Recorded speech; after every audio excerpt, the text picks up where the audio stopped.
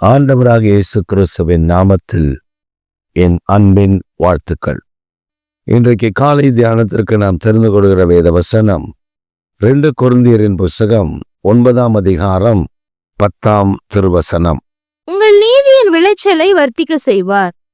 உங்கள் நீதியின் விளைச்சலை வர்த்திக்க செய்வார்.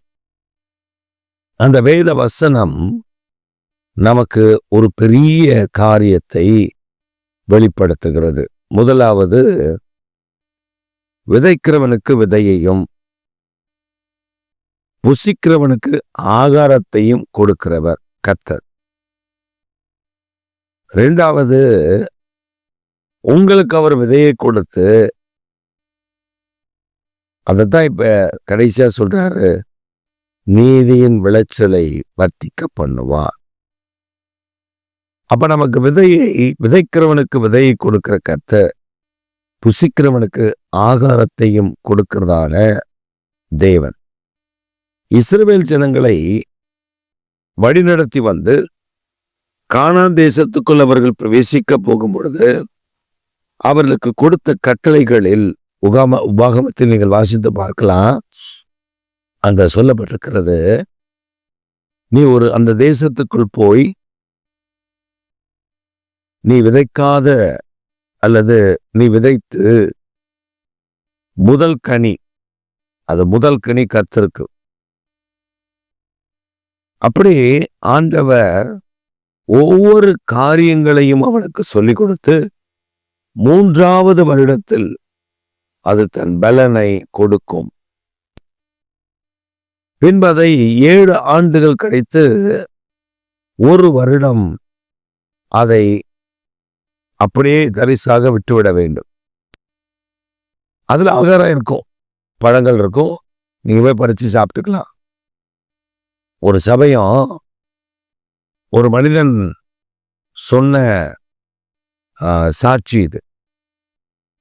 அதாவது அவர் ஒரு வேலை விஷயமாய் மும்பை போய்விட்டார். மும்பையில் அவருடைய டீம் மெம்பர்ஸ் எல்லாம் அந்த வேலை விஷயமாக அவரை அங்கே அழைத்து சென்று அந்த வேலை முடித்த பின்பு எல்லாரும் ஒரு இடத்துல அசம்பிள் ஆகி இருக்கணும். இவரு அங்க இருக்கிற அந்த மும்பையில் ஒரு இடத்துல அந்த வீதிகளை சுற்றி பார்ப்பதற்கு, நடந்த அந்த வீதி எப்படி இருக்குன்னு பார்க்கலான்னு இவர் வந்து அப்படி சுத்தி பார்த்துருக்க. அப்படி பார்த்துட்டு இருக்கிற நேரங்கள்ல அவங்க நண்பர்கள் எல்லாம் கிளம்பி போயிட்டாங்க. மத்தியான நேரம், பயங்கர பசி, அவங்களும் சாப்பிட போயிட்டாங்க. இவர் இங்க நின்று அப்படியே இந்த ஊரை சுத்தி பார்த்து, இது இப்படி இருக்கு, நல்லா இருக்கு, இந்த கட்டடம் இப்படி இருக்கு, இந்த மரங்கள் இருக்கு, இந்த தோட்டங்கள்லாம் இப்படி இருக்குன்னு சுத்தி பார்த்துட்டே வர்றாரு அந்த இடத்த. அவங்க இவரை தேடி இருக்காங்க, கூப்பிட்டுருக்காங்க. இவர் செவி கொடுக்கல, இவருக்கு தெரியல. இவர் கொஞ்சம் தூரமா வந்துட்டாரு. அவங்க சாப்பிட போயிட்டாங்க. இவர் சொல்றாரு,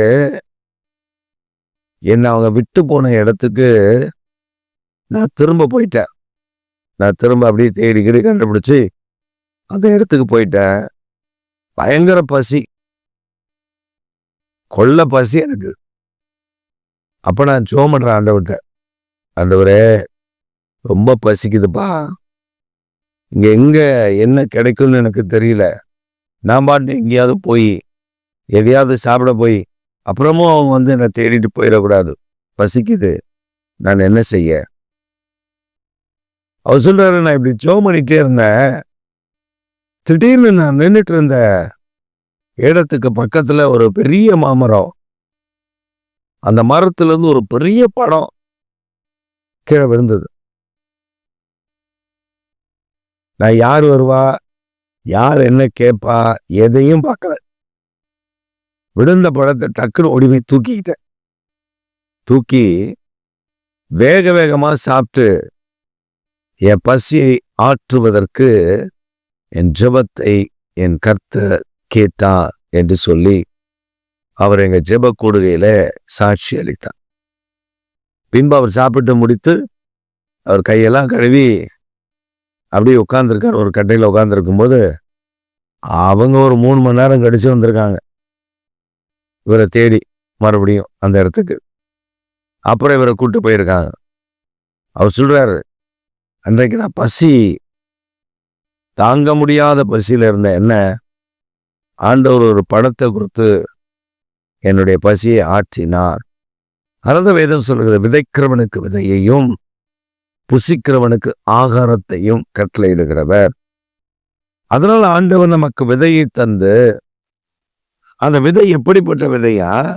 நீதியை விளைவிக்கிற விதை. அநியாயங்களை அல்ல, அக்கிரமங்களை அல்ல, நீதியை விளைவிக்கிற விதை. தேவன் நமக்கு விதையை கொடுக்கும் பொழுது அது நன்மையாதான் இருக்கும், ஆசீர்வாதமானதா இருக்கும், மேன்மையானதா இருக்கும். சில ஆண்டுகளுக்கு முன்பு பிரமிடு ஆராய்ச்சியாளர்கள் ஒரு பெரிய பிரமிடை ஆராய்ச்சி செய்த பொழுது அதுல அந்த பார்வோனுடைய காஃபின், அதாவது இந்த மம்மி அதுல இருக்கு. அதை சுற்றிலும் தங்கம் நிறைய இருந்துச்சு, நிறைய நிலம பொருள்லாம் இருந்துச்சு.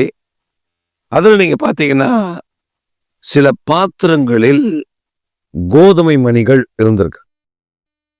ஏன்னா அவர் திடீர்னு உயிர் தெழுந்துட்டாருன்னா பசிக்கும், அவருக்கு தண்ணி, அந்த கோதுமை எல்லாம் அங்கே இருந்துச்சு. அப்போ இவங்க என்ன பண்ணியிருக்காங்க, அந்த கோதுமை 3500 வருஷம் பழமையான கோதுமை, அது எப்படி விளையும், செத்து போயிருக்கோம் அப்படின்ட்டு அவங்க அந்த விதையை கொண்டு போய் ஒரு நிலத்துல விதைச்சு பார்த்துருக்காங்க. எகிப்தில் இருக்கக்கூடிய ஒரு நிலத்துல ஆராய்ச்சியாளர்கள் விதைத்து பார்த்திருக்கிறார். மற்ற கோதுமைகளை விட அது உயரமாகவும் நல்ல உறுதியாகவும் நல்ல பலன், அதாவது அடப்பம் உள்ளதாகவும் அந்த கோதுமை இருந்தது என்று ஆராய்ச்சியாளர்கள் சொல்லுகிறார்கள். அதுல கோதுமை மணிகள் செத்து போகல, அந்த மணிகள் எல்லாம் உயிர் இருந்திருக்கு. 3500 வருஷமா பாதுகாக்கப்பட்டிருக்கு. பின்பு அதை விதைச்ச போது ஒரு பெரிய அறுவடையை அவர்கள் செய்திருக்கிறார்கள். அந்த இப்ப இந்த நடைமுறையில வழக்கத்துல அந்த கோதுமை ரகங்கள் இல்லை. அது அப்ப இருந்து மறைந்து போன ரகம் இப்ப கண்டுபிடிச்சிட்டாங்க. அதே போலதான் நம்முடைய தேவனாகிய கர்த்தர் நமக்காக வைத்திருக்கிற விதைகள் எல்லாம் தீமைக்கானவைகள் அல்ல, நன்மைக்கானவைகள், நீதிக்கானவைகள். அப்ப நம்ம செய்யற ஒவ்வொரு காரியமும் நீதியின் விளைச்சலை தரும், நீதியின் விளைச்சலை கொடுக்கும். அப்ப நம்ம ஆயத்தமா இருக்கணும். இப்ப தேவன் சொல்லுகிறத செய்தா மட்டும்தான் நீதியின் விளைச்சல். மனுஷ சொல்லுவான், மாம்சம் சொல்லும், இதை இப்படி செஞ்சிரு, அதை அப்படி பண்ணிரு, இதை இந்த அதெல்லாம் பார்த்துக்கலாம். சில நேரத்துல நம்ம மனசு சொல்லும், என்ன சொல்லும் தெரியுமா, எங்க கர்த்தர் பாப்பாரு, நீ வேற. ஒரு அம்மா சொல்லுச்சு, என்ன சொல்லுச்சு, லீவ் போடுச்சு அந்த அம்மா. அதாவது பொய்யான காரணங்களை சொல்லி, பொய்யான காரணத்தை சொல்லி அரசாங்கத்துக்கிட்ட சம்பளத்தோட கூடிய லீவு. பொய்யான காரணம் அது. பெண்களுக்குரிய காரியத்துல பொய்யான காரணத்தை சொல்லி சம்பளத்தோட ஒரு லீவ் 1 மாசம் வாங்கிச்சு. அப்படி வாங்கின உடனே இந்த அம்மாவுக்கு மனசு குத்துது, தப்பு பண்றோம், இப்படி பண்ணக்கூடாது அப்படின்னு. இத போய் ஒரு ஊழியக்காரருடைய மனைவின்னு சொல்லியிருக்கு, சிஸ்டர் நான் இப்படி தப்பு பண்ணிட்டேன், நான் இப்படி அந்த லீவ் எடுத்துட்டேன், அதுல நான் பொய் சொல்லி தான் போடி சர்டிஃபிகேட் வாங்கி கொடுத்தா நான் இந்த லீவு சேங்ஷன் ஆச்சு, எனக்கு தப்பு தானே சிஸ்டர். அதுக்கு அந்த அம்மா சொல்லியிருக்கிற விளக்கத்தை பாருங்க, சிஸ்டர் இதெல்லாம் தப்பு கிடையாது, அவன் எதையோ திருடி தின்றான். நீங்க என்ன ஜோரம் அடிச்சதுன்னா லீவ் போட மாட்டீங்க? அந்த மாதிரி தான் இது. ஜோரம் அடிச்சா 1 நாள் லீவ் போடுவோம், 2 நாள் லீவ் போடுவோம். இது அப்படி இல்லை, 1 மாசம் லீவு. இது அரசாங்கம் அந்த லீவை சாங்ஷன் பண்ணுது, சம்பளத்தோடு கூடிய லீவு. யோசிச்சு பாருங்க அந்த அம்மாவுடைய ஆலோசனைய. அதனால் ஜோரம் அடிச்ச மாதிரி நினச்சிக்கிட்டேன். அவங்க சொன்னாங்க, நானும் சரின்ட்டேன். இப்போ நாம் அதெல்லாம் தப்பு, அதெல்லாம் பாவம் அப்படின்னு சொன்னால் நம்மகிட்ட என்ன பண்ணுவாங்க தெரியுமா? உங்களுக்கு பாஸ்டர், எனக்கு தெரியும் கர்த்தர் என்ன சரியா நடத்துறாருன்னு. பின்வடி விளை வரும்போது தெரியும் எப்படி ஆண்டவர் நடத்தினாருன்றது. நல்ல நல்ல காரியங்களை நம்ம விதைக்கணும். ஆண்டவர் நடத்துறாருன்னு வச்சுக்கோங்களேன், உங்களை நன்மையா இதை செய்ய சொல்லி ஒரு இடத்துல பிரச்சனை வர வேண்டியது இருக்கு. உங்களை வச்சு ஒரு பெரிய குழப்பம் ஒன்று பண்ணணும்னு நினைக்கிறாங்க. நீங்க அந்த இடத்துல ஆவியானவர் சொல்றாரு, அமைதியா வந்துரு, நீ அமைதியா வந்துரு, என் ஒன்றும் பிரச்சனை பண்ணாத, நீ வாயை திறந்து ஒன்றும் பேசாத, மௌனமா இருந்து வந்துரு. நம்ம சும்மா இருப்போமா? நம்ம வாய் சும்மா இருக்குமா? நம்ம நாவு சும்மா இருக்குமா? அவன் எப்படி அவன் என்ன இப்படி கேட்கலாம்? அவன் எப்படி என்ன இப்படி பார்க்கலாம்? அவனுக்கு என்ன தெரியும் என்னை பத்தி? எடும்போல. ஆனா நீங்க அமைதியா வந்துட்டா, நீதிமொழி சொல்லுது, வாய் திறமாமல் அப்படி அமைதியா வந்தா மூடன் கூட ஞானியா எண்ணப்படுவானா. அது மட்டும் இல்லை, பைபிள்ல ரொம்ப தெளிவா ஆண்டவர் சொல்லியிருக்காரு, அப்படி வந்துட்டா சாந்த குணம் உள்ளவர்கள், பொறுமையானவர்கள், நீடிய பொறுமைசாலிகள், அவங்களுக்கு ஏற்ற தனி ஆசீர்வாதத்தை கர்த்தர் வச்சிருக்கார். நம்ம விதைக்கிறோம், அப்போ பொறுமையா வந்துட்டோம், அது விதைக்கிறது. அந்த இடத்துல நம்ம சோர் பண்றோம், ஒரு விதையை சோர் பண்றோம், பொறுமை என்கிற விதையை சோர் பண்றோம். அறுவடை எப்படி தெரியுமா வரும்? அந்த இடத்துல நான் சண்டை போட்டு இருந்தேன்னா கலவரமாகவோ பிரச்சனையாகவோ அடிதடியாகவோ வெட்டுக்குத்தாகவோ எது வேணா நடந்துடலாம். ஆனா நான் அமைதியாய் வார்த்தை போரு சபிக்கிறது இதெல்லாம் அங்கே நடந்திருக்கும். ஆனால் நான் அமைதியா வந்ததுனால அங்க ஒன்று நடக்க என்ன தெரியுமா? நீதியை விளைய பண்ணுவா. இதான் கர்த்தருடைய நீதி, தேவனுடைய நீதி. இப்படிதான் விளையும். நம்ம பாட்டு அங்கே போய் முறைச்சிட்டு சண்டை போட்டுட்டு இருந்தோன்னா வேலைக்கு ஆகாது. சமாதானத்தை கூறி, அப்ப நம்ம போற இடத்துல சமாதானத்தை உண்டு பண்ண விரும்பணும். நம்மளை சண்டைக்கு எடுப்பாங்க, நம்மளை போராட்டத்துக்கு எடுப்பாங்க, நம்மளை நெருக்கடிக்கு எடுப்பாங்க. நீங்க அமைதியா, என் தாசனை போல் குருடன் யார், என் தாசனை போல் செவிடன் யார், என் தாசனை போல ஊமையன் யாரு ஆண்டவர் சொல்றாரு, அப்படி போயிடணும். போயிட்டா நீங்க தான் கெத்து, நீங்க தான் ஜெயிச்சீங்க. உங்களுக்கு தான் அங்கே நீதியை கர்த்தர் விளைய பண்ணுவார். என் பிள்ளை அன்னைக்கு அமைதியாக இருந்துச்சு இல்லை, என் பிள்ளைக்கு நான் செய்ய வேண்டியதை நான் செய்கிறேன் பாரு. நான் என் பிள்ளைக்காக யுத்தம் பண்ணுறேன் பாரு. என் பிள்ளை வாய் திறக்கல, பேசலை, நான் பேசுவேன். என் பிள்ளைக்காக நான் பேசுவேன், நான் யுத்தம் பண்ணுவேன், நான் போராடுவேன். என் பிள்ளைக்கு வர வேண்டிய நன்மைகளை நான் கிடைக்க பண்ணுவேன்.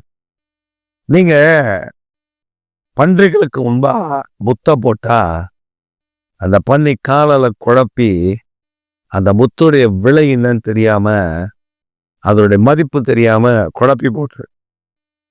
ஆனா நம்முடைய தேவனாகி கர்த்தர், நீங்க பொறுமையா அமைதியா சாந்தமா சமாதானமா கர்த்தர் பார்த்துக்காரு பயா அப்படின்னு ஆண்டவர் பார்த்துக்காரு விட்டுட்டு நீங்க அப்படியே எட்ட வந்து பாருங்க. கர்த்தர் செய்கிறது பயங்கர ஆச்சரியமா இருக்கும். உடனே நடக்காம இருக்கலாம், நாட்கள் எடுத்து. ஏன்னா ஒரு விதை விதைச்சி அது பலன் கொடுத்து அது நல்லா விளைந்து அது பூத்து பலன் கொடுக்க நாள் எடுக்கும். அது பலன் கொடுக்கும் போது நினைப்பீங்க, அன்னைக்கு நான் அமைதியா இருந்தேன், கர்த்தர் எனக்காக காரியத்தை செய்தான். நான் நீதியை விளங்க பண்றதுக்கு நெஞ்ச நிமித்திட்டு போய் இருந்தேன்னா நான் தான் கூட்டு போட்டு வரணும், அவமானப்பட்டு வரணும். எல்லாரும் சொல்லுவாங்க, ரட்சிக்கப்பட்டவன் தானே, நீ ரட்சிக்கப்பட்டவர் தானே, இப்படி பேசியிருக்கலாமா, தப்பு இல்லை அப்படின்னு சொல்லுவாங்க. சிலர் இருக்காங்க, என்ன பாஸ்டர் அவ பேசுறா, நான் சும்மா இருக்கவா, நானும் 2 வார்த்தை கேட்டேன், நானும் 2 வார்த்தை கெட்ட வார்த்தை தான் தெரியும் எனக்கு, நான் கேட்டு அப்புறம் ஆண்டவர்கிட்ட மன்னிப்பு கேட்டுக்கலாம், இவன் என்ன எப்படி பேசுறா, நான் சும்மா இருக்க முடியுமா அப்படின்ட்டு நான் இறங்கி அவளை விட நான் லோக்கல் காட்டுறேன்டி அப்படின்ட்டு இறங்கி கெட்ட வார்த்தையா பேசிட்டு அப்புறமா நான் ஆண்டவர்கிட்ட மன்னிப்பு கேட்டுக்கிட்டேன். சொன்ன, இது தப்பு இல்லையா, தப்புதான் பாஸ்டர், தப்புதான், என்ன பண்ண, அவ கேட்குறா, நம்ம ரத்தம் கொதிக்கல,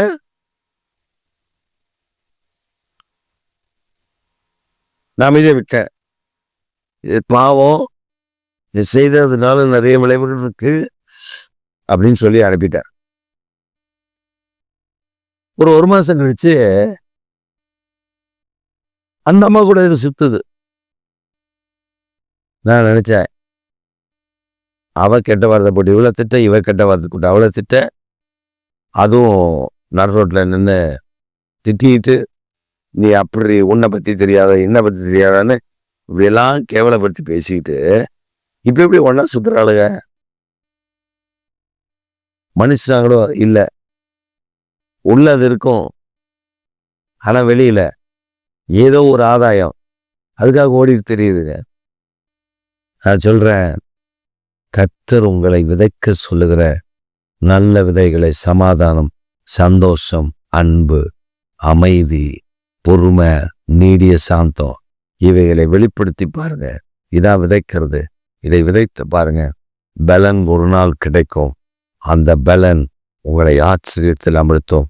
இந்த காலை வேளையில நீங்க ஒரு வேளை நினைக்கிறீங்க, நான் சண்டை போடாமல் வந்துட்டேன், நான் அவளை திட்டாமல் வந்துட்டேன், என்னெல்லாம் என்ன சொன்னாங்க தெரியுமா, ஆனால் நான் ஏசப்பாவுக்காக நான் அதெல்லாம் பொறுத்துக்கிட்டு வந்துட்டேன். கவலைப்படாதீங்க, உங்களுக்காக தான் கர்த்தர் இன்றைக்கு பேசியிருக்கிறார். நீங்கள் பொறுத்துட்டு வந்தீங்கல்ல, கர்த்தர் காரியங்களை செய்வார். ஒருவேளை நீங்கள் செய்யாத தப்புக்கு உங்களை மன்னிப்பு கூட கேட்க சொல்லியிருப்பாங்க, நீங்கள் போய் மன்னிப்பு கூட கேட்டிருப்பீங்க. நீங்கள் செய்யலை, ஆனால் அது தப்பு செய்யலை, உங்களை கட்டாயப்படுத்தி மன்னிப்பு கேளுன்னு இருப்பாங்க. நீங்கள் தவறு செஞ்சது போல போய் மன்னிப்பு கேட்டிருப்பீங்க. அதுவும் விதைக்கிறது, அதுவும் ஆண்டவருடைய சமூகத்தில் விதைக்கிறதா. நாட்கள் வரும், பலனை கர்த்தர் தருவார். அன்னைக்கு பெரிய சந்தோஷம், அன்னைக்கு பெரிய மகிழ்ச்சி, அன்னைக்கு பெரிய ஆர்ப்பரிப்பு உங்கள் இருதயங்களில், உங்களுடைய எண்ணங்களில் காணப்படும். கவலைப்படாதீங்க, கர்த்தர் உங்களுக்கு நீதியின் விளைச்சலை கொடுக்க போகிறார். அதை பெற்று மகிழ்ச்சியோடு கர்த்தரை துதியுங்கள். ஆமென், ஆமென்.